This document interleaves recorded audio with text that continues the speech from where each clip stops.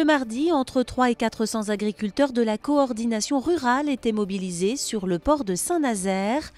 Leur action prévue a été perturbée par la présence des dockers, mais leur objectif n'a pas changé, dénoncer les importations de soja transgénique traité au glyphosate. On nous interdit les cultures d'OGM et on veut bientôt nous interdire les cultures du glyphosate. Sauf qu'on laisse rentrer dans le même temps, au port de Montoire notamment, des sojas OGM et des produits à forte teneur en glyphosate. Donc on voulait simplement prendre un échantillon pour l'analyser et pour évaluer la teneur en glyphosate et en OGM, pour aller porter le résultat à nos parlementaires et à notre gouvernement pour leur montrer la différence. On dit de deux choses l'une, soit le glyphosate n'est pas dangereux et on continue à l'utiliser avec des doses données, soit on nous l'interdit chez nous, mais dans ce cas, on interdit aussi toutes les importations à base de glyphosate.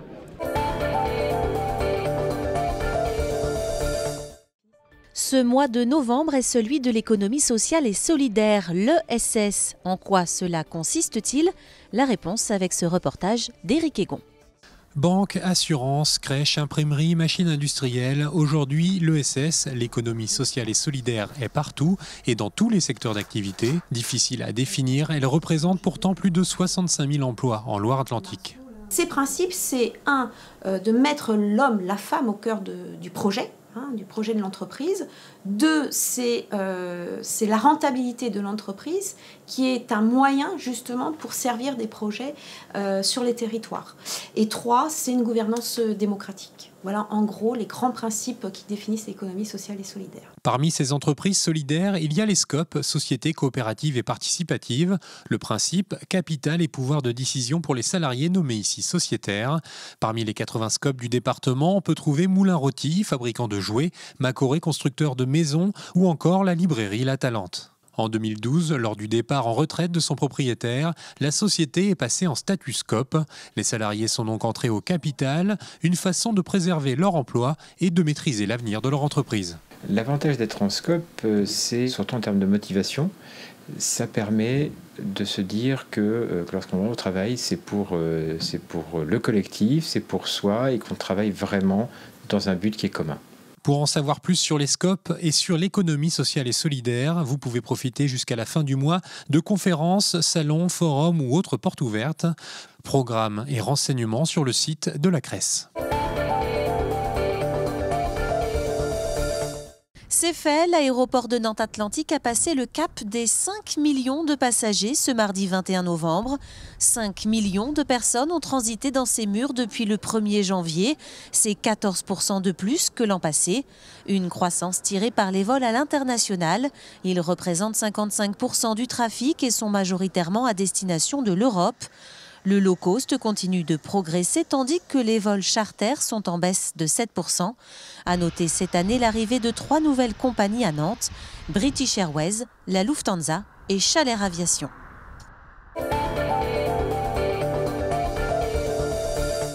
Ce mardi, c'est le lancement de la 33e campagne d'hiver des Restos du Cœur. L'an passé, 2 200 000 repas avaient été distribués avec l'aide des 33 centres du département. Si vous êtes intéressé pour offrir un peu de votre temps ou des dons, rendez-vous sur le www.restoducoeur44.org. C'est peut-être le nouveau QG des mélomanes, créé il y a à peine un an à Carquefou. L'école des musiques actuelles Music Time se fait une place dans le paysage régional avec une dizaine de professeurs et peut-être de futures stars. Adrien Godet. Tu es à 6 heures de moi, je suis à des années de toi. La lettre à France portera-t-elle chance à Léa?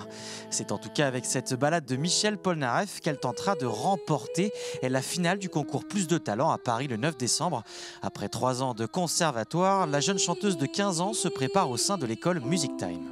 Au conservatoire, je faisais que du Mozart, du Prokofiev, tout ce genre-là. Et même à la chorale, c'était pas des chansons actuelles ou des chansons qui me correspondent vocalement. C'est pour ça que j'ai décidé d'aller à Music Time. Par exemple, quand je suis en piano, j'ai aussi une aide vocale. Et c'est pareil pour le chant, en fait. Léa fait partie des 120 élèves de l'école. Chant, piano, guitare, batterie ou musique assistée par ordinateur.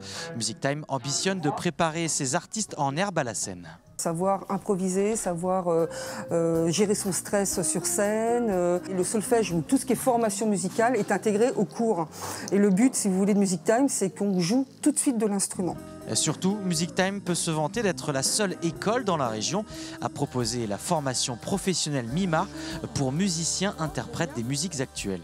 C'est faire son métier de musicien avec un diplôme. Après, ça ouvre des portes aussi à d'autres diplômes, surtout aussi un réseau, et aussi ça amène vers l'enseignement. L'école espère doubler le nombre de ses élèves dans les prochaines années et accompagner toujours plus de talents comme Léa.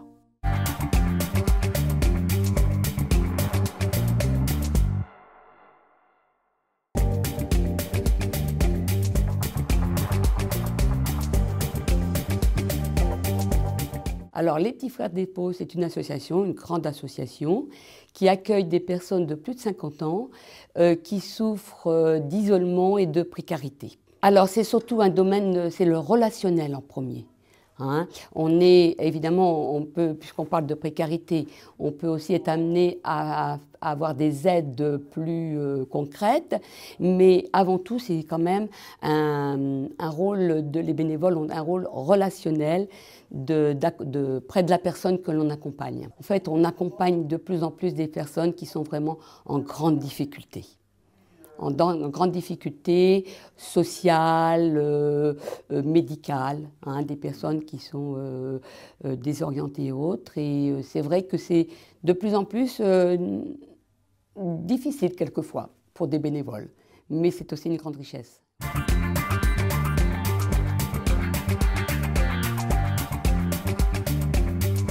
Alors en fait, la personne, quelle qu'elle soit, la personne âgée, a droit aux vacances au même titre que nous tous. Hein. Et donc, en tant que bénévole, on essaye effectivement de répondre à ce droit aux vacances. Il y a des actions plus classiques de l'ordre d'un séjour vacances, qui peut être plus long de 10-12 jours, qui peut être court de 4 jours. Mais il y a aussi ce qu'on appelle des vacances à la journée, des personnes qui ne deviennent qu'une journée dans un lieu. Et puis, il y a aussi les souhaits personnalisés. Alors là, c'est vraiment répondre au souhait de la personne, qui est quelquefois uniquement d'aller au bord de la mer, d'aller au restaurant, vous voyez. Et il y a encore aussi une catégorie de personnes que nous avons qui sont à leur domicile dans des EHPAD et qui n'ont plus la capacité de sortir. C'est comment, avec ces personnes, faire vacances. Là, c'est un peu plus difficile.